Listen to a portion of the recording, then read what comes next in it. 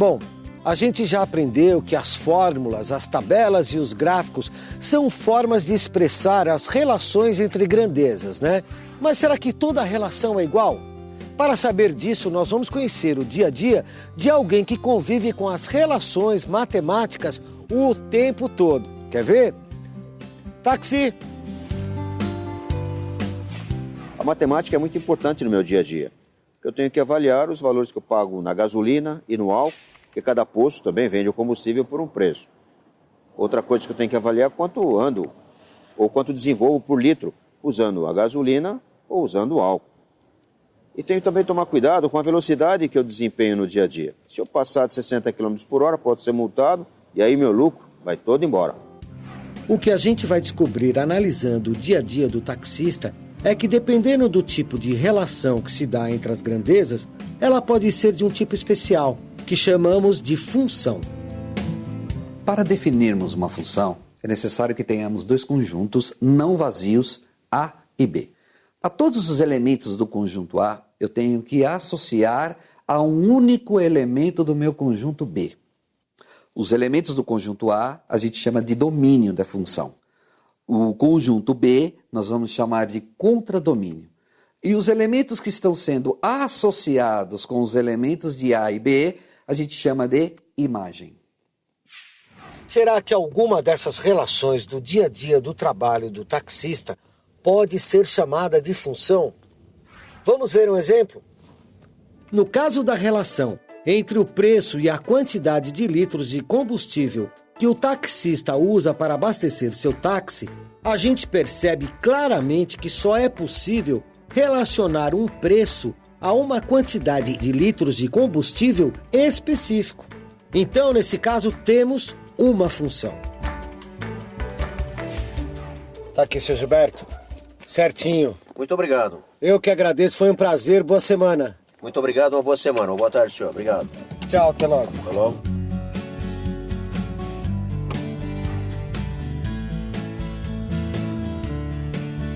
Olha só, um outro bom exemplo de função está logo aqui, essa tabela de preços do estacionamento. Trabalho aqui no estacionamento como manobrista.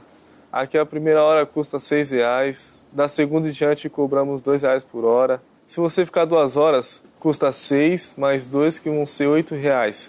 Se você ficar 3 horas, custa 6 mais 2 mais 2, que vão ser R$10, e assim por diante. Então a gente tem, na situação, o tempo e o valor final. Então qual desses é o domínio e qual desses é o contradomínio. O domínio, nesse caso, é o tempo, vamos chamar ele de T, determinado em horas. E o contradomínio é o valor, determinado em reais. 1 hora que o carro fica no estacionamento equivale a R$6. 2 horas ele vai ter, a cada hora extra, um acréscimo de R$2. Então, na primeira hora você paga 6, na segunda hora 8, na terceira hora 10 e assim por diante. Então, nós temos o domínio e o contradomínio, e nesta relação a gente tem que cada um do domínio se corresponde com apenas um do contradomínio. Então, isso daqui caracteriza uma função, e é uma função muito especial, que é a correspondência 1 para 1. Então, sabendo a relação entre o conjunto que representa o tempo que o cliente deixa o seu carro no estacionamento e o conjunto que representa o valor a ser pago pelo cliente, é uma função. Agora, será que dá para representar isso numa fórmula? Para saber o preço que o cliente vai pagar no estacionamento, a gente tem que somar o preço inicial que ele pagará se ficar 1 hora a R$2 vezes a quantidade de horas a mais que ele vai ficar. Se o cliente ficar só 1 hora, a conta fica assim. O preço é igual a 6 mais 2 vezes 0, porque ele não ficou nem 1 hora extra. Então, fazendo o cálculo, o valor a ser pago é 6. Agora, se ele ficar 2 horas, o valor é de R$8. 1 hora mais 2 vezes 1 hora extra. E se ficar 2 horas, ele paga R$10. 1 hora mais 2 vezes 2 horas extras. A função de primeiro grau, ela é dita de primeiro grau porque a gente vai olhar o expoente da variável independente, do expoente de x. Se não aparece no expoente, mas a variável existe, é porque o expoente é 1. Então, por isso que é dita de primeiro grau. Nós encontramos esta fórmula que representa a situação do estacionamento. Aqui a gente pode chamar o valor final de y, que é a variável que vai depender do valor da hora extra, que vai depender da quantidade de hora extra. Então, a gente tem que, nesse caso, o 6 é fixo, mais 2 vezes a hora extra. E a hora extra a gente vai chamar aqui de x. Esse x e esse y são duas variáveis. A variável x é a variável independente, é a variável que sempre vai ser atribuída o valor para ela. E a variável y é a variável dependente, vai depender do quê? Do valor dado para a variável x. Os gráficos também são muito usados para representar funções. Mas para saber o que é e como é feito um gráfico, primeiro nós precisamos entender o que é um plano cartesiano. O plano cartesiano é um sistema de coordenadas utilizado para localizar pontos em um gráfico. Ele é formado por dois eixos que se cruzam, um horizontal e outro vertical. O eixo horizontal é chamado de x, ou eixo das abscissas, e o vertical é conhecido como y, ou eixo das ordenadas.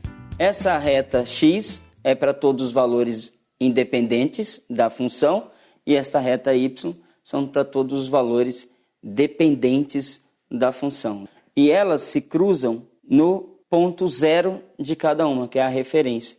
Então significa que para cima, no y, você vai trabalhar com valores positivos. Para baixo, no y, você vai trabalhar com valores negativos. A mesma coisa no eixo x. Então, no eixo x, para a direita, são os valores positivos e para a esquerda, os valores negativos. Os pontos do gráfico são determinados pelos pares ordenados, onde uma coordenada do eixo x é relacionada a uma coordenada do eixo y. Os gráficos representam a relação dos dois conjuntos. Um eixo representa o domínio e o outro o contradomínio da função.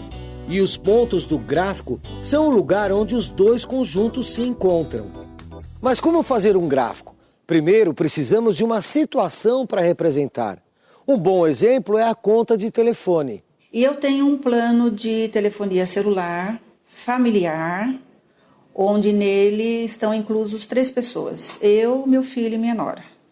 É um plano de 400 minutos, com um custo mensal de R$300, e por minuto excedido, nós pagamos 30 centavos.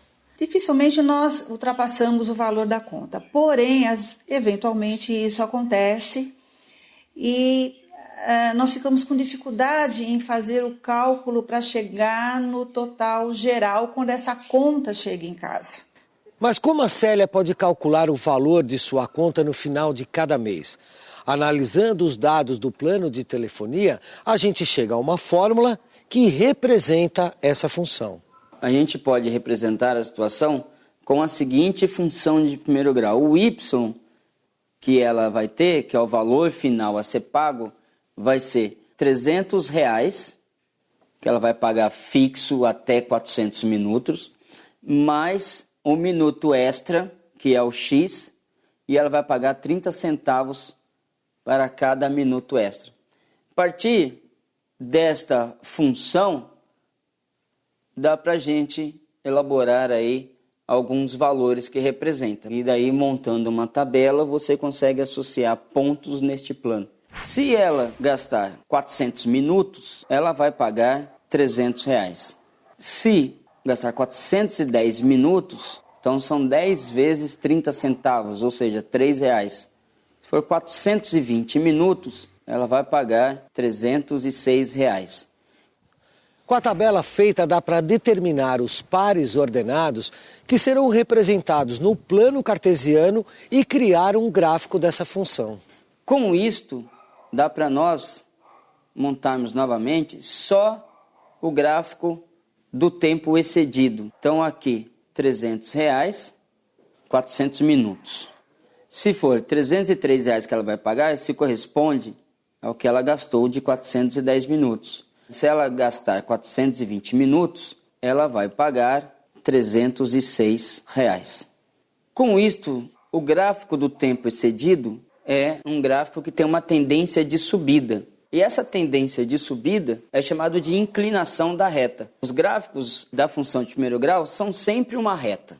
E essa reta ela pode ter uma tendência constante, como por exemplo o plano fixo até 400 minutos, uma tendência de subida, que é o que ela exceder, ou alguns gráficos também têm uma tendência de descida. E essa inclinação é determinada pelo coeficiente angular, que na função geral, y igual a x mais b, ele é o valor do a, que é o que determina a inclinação da reta. E o coeficiente linear é se nós mudarmos o valor do b. São várias retas que têm a mesma inclinação, mas são paralelas, né? Uma do lado da outra. Com a tabela, a fórmula e o gráfico, a Célia nunca mais vai se atrapalhar para pagar a conta de telefone, né? Alô? Oi, tudo bem? Eu ia mesmo te ligar.